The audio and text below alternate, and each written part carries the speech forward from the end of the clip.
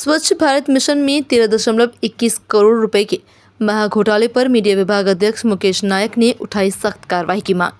प्रदेश भर में 21,000 करोड़ से अधिक के घोटाले की आशंका। मध्य प्रदेश कांग्रेस कमेटी के पूर्व प्रदेश सचिव मनोज आर्य, मध्य प्रदेश कांग्रेस कमेटी मीडिया विभाग के अध्यक्ष मुकेश नायक की अध्यक्षता में पूर्व प्रदेश सचिव मनोज आर्य और प्रदेश प्रवक्ता डॉक्टर विक्रम चौधरी ने स्वच्छ भारत मिशन योजना के महाघोटाले को उजागर किया।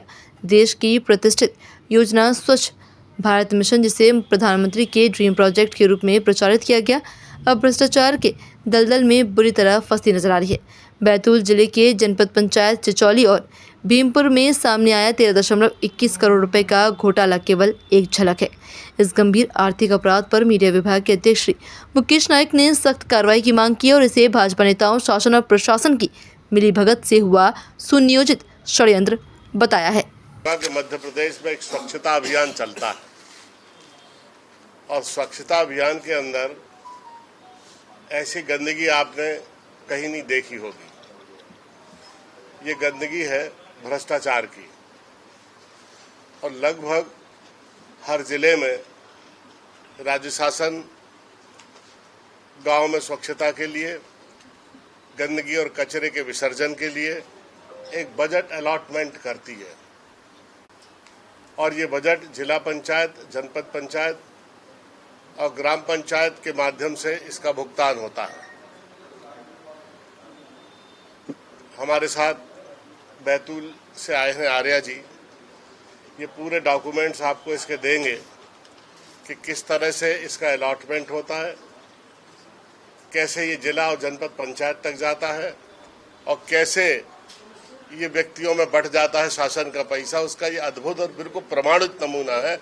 और सबसे बड़ी बात है बैतूल जिले में कि 10-12 लोगों पर एफआईआर हुई, लेकिन इसके जो कर्ता धर्ता थे, इसके जो रचयिता थे, उन पर कोई कार्रवाई नहीं हुई।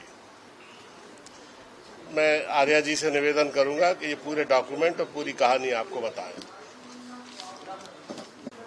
जैसा कि भारत स्वच्छ मिशन योजना केंद्र सरकार की अति महत्वाकांक्षी योजना है, पूरे मध्य प्रदेश में प्रतिवर्ष इसका 7,194 करोड़ रुपए का बजट है और वह बजट प्रदेश में आता है और प्रदेश का जो नोडल अधिकारी होता है वो जिलों में जनपद सीओ के माध्यम से जो डिमांड आती है उसको अप्रूवल करके जिला पंचायत सीओ प्रदेश को भेजता है और फिर वह राशि वहाँ पर हस्तांतरित की जाती है।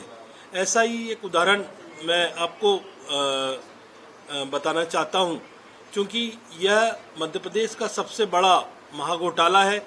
21,000 करोड़ का जो महाघोटाला ये है और इसमें बंदरभाट भारतीय जनता पार्टी के जो एफआईआर है उसमें 2 लोगों के भाजपा मंडल के अध्यक्ष के नाम भी हैं और ये घोटाला जनपद से लेकर जिला पंचायत से लेकर और जिला पंचायत सीओ, कलेक्टर और जो प्रदेश का नोडल अधिकारी है उसके माध्यम से ये घोटाला हुआ है। अभी प्रकाशित हमने बैतूल जिले के अंदर जो जनपद पंचायत चिचोली है, जनपद पंचायत भीमपुर है, इसमें यह गबन घोटाला उजागर किया है, जिसमें 13 करोड़ 21 लाख कुछ हजार का यह घोटाला आया है। और जब हमने इसको ओपन किया तो अनन फनन में वहाँ के कलेक्टर ने 12 लोगों पर एफआईआर दर्ज की है, उसको 2 महीने हो गए हैं।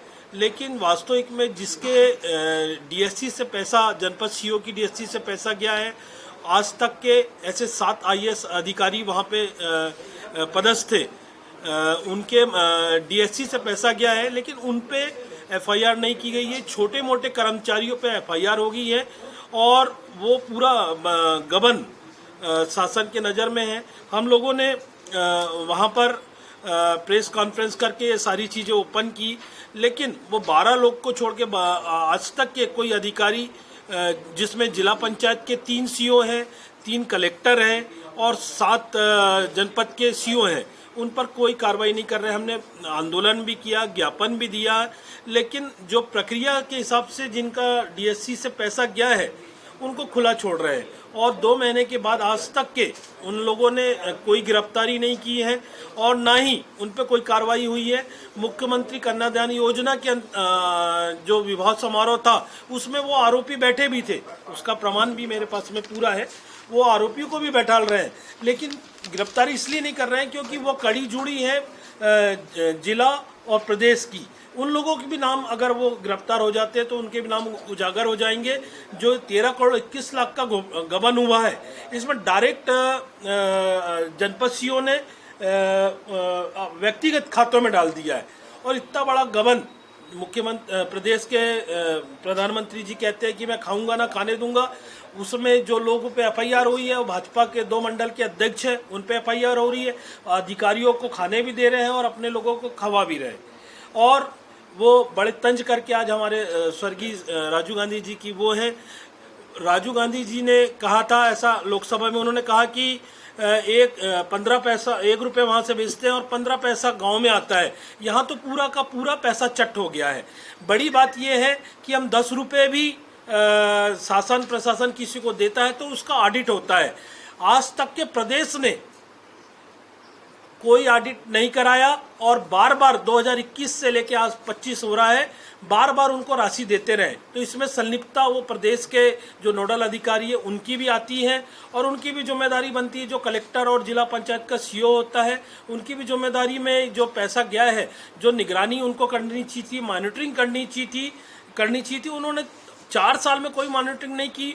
और ये जो प्रकाशित हुआ 13 करोड़ 21 लाख रुपया, ये पैसा चला गया तो जो गबन जिनने किया है उन पर कार्रवाई करना चाहिए। और ये शासन ने, सरकार ने जो मॉनिटरिंग कर रहे जिम्मेदार अधिकारी है उन पे भी एफआईआर करना चाहिए, लेकिन उन पे भी एफआईआर नहीं हो रही। हम धरना कर रहे हैं, प्रदर्शन कर रहे हैं, लेकिन आज तक के उन पे कोई एफआईआर नहीं हुई है। विगत दिनों 21 तारीख को यह जानकारी देने के लिए हम प्रदेश के माननीय यशस्वी अध्यक्ष जीतू पटवारी जी के पास आए।